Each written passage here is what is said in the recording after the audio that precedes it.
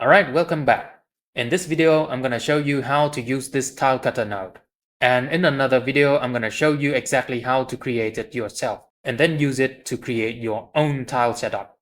So to demonstrate the tile cutter node, I'm going to use this material on a highly subdivided mesh and I'm going to turn on real displacement. Now, let's have a closer look at the tile cutter node. First, we have the offset values to offset the entire floor. We can also rotate the floor using the rotate value. And next, you can lower the coverage to remove some of the tiles. For example, let's say 0.7. You see, the lower layer is now revealed, but for this particular material, there is no layer underneath, so you see the black spot where the tiles were removed. Next, we have the random seed. You can change this to any number to randomize the coverage. Next, we have the shape settings.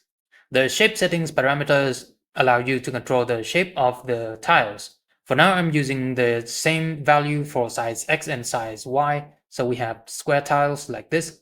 However, I can also individually set the size X and size Y to have non-square tiles like this.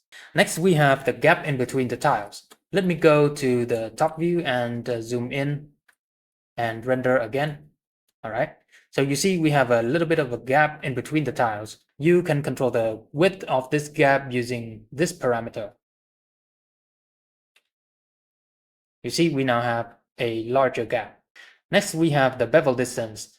This is the distance from the edge of the tile to the highest point of the tile. You see from an angle it looks like this.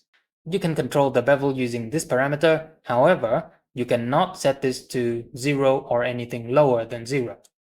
It's gonna produce an error like this. All the tiles are gone and we ended up with just the grout material. So you must always set the bevel to something higher than 0.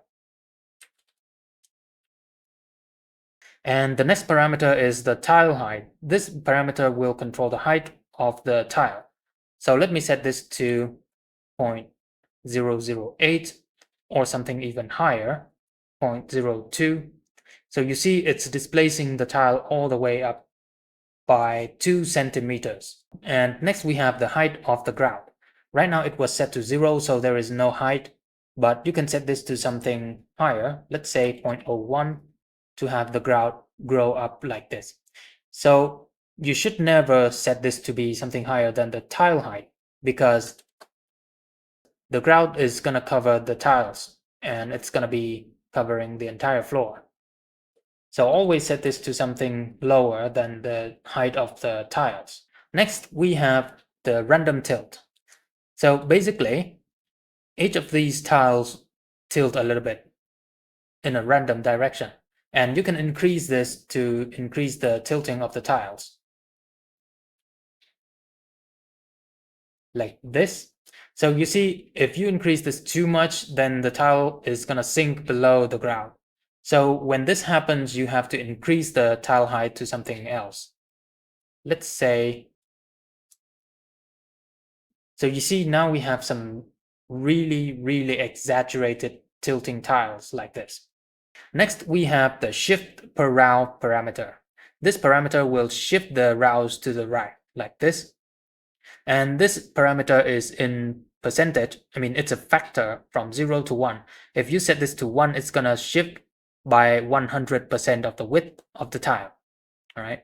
So this has to be somewhere in between 0 and 1 to have any meaning. But you see the shifting was kind of reset every 2 rows. And you can control the repeat cycles by this number. So now we have a 5 rows repeat cycles. So let me set this to 0.1. So each row will be shifted by 10%, and the shifting is gonna reset every 5 rows. So by combining these two parameters, you can have a lot of configuration for your tiles. For example, I can set this to 0.2 and leave this as 5 to have an infinite shifting like this. Or I can set this to 0.5 and this to 2 to have a brick-like pattern like this. Or I can set this to 3 to have 2 same rows like this and then 1 shifted row like this. Now, before we go to the UV settings, we should have a look at the data output of this tile cutter node. So create a separate bundle node and connect the data over like so. And here we have a bunch of data. First, we have the UV. This UV depends on the size of the tiles. And this normalized UV will stretch with the tiles. And next we have the vector, which is pretty much this vector passing over like this.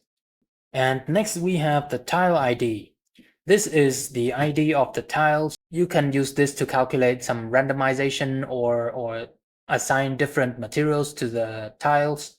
If you look down here, you see all black values. This is because the tile IDs are negative down here, so you only see black, but there are actually different values down here. To prove that, I'm going to put this into a white noise texture like this. So you see, now we have a random value for each tile. And the next output is the distance from the edge of the tiles. And we have the tile mask. This will separate the tile and the grout. And we have the grout mask, which is the invert of the tile mask. We have the height value. And finally, we have the random values for each tile. Okay, let's have a look at the UV. Now, down here in the UV settings, we can move the UV like this or this. Or we can also rotate the UV like this. And we can also scale the UV like this. So let me just put in a random noise texture like this. So you can scale the UV right here to scale the texture within the tiles. And next we have this center UV parameter. Let's have a look at the UV and let's lower this to 0. So you see the UV center is now at the corner of the tiles. But if you increase this to 1, then the UV center will be at the very center of the tiles. Depending on what you're gonna do, you might want to lower this to 0. For example, if you want to use an image texture for your tiles, then lower this to 0. All right. And also don't forget to lower this to 1. Otherwise, your image texture will be repeated on the tiles. Next, we have the chip settings. So right now there is no chipping whatsoever because the chip depth was set to 0, but you can increase this to something else to have the tiles kind of chipped away like this. And you can control the size of the chipping using this parameter. So I'm going to set this to something smaller to have smaller chipping like this. And lower the chip depth. So you see now we have some nice chipping going on. However, currently there is no material underneath. So let me put down another material that has the chipping. So you see here we have a bunch of chipping tiles and you see some of the tiles were missing and you see a bunch of cement below like this. And let me turn on real displacement. So you see we have a bunch of very damaged tiles and in places where there is no tiles at all, we can see the layer below like this. And that's it. That is all about the tile cutter. And once again, this tile cutter is the very core of the entire 75 floor materials collection. Every single material in this collection uses the tile cutter.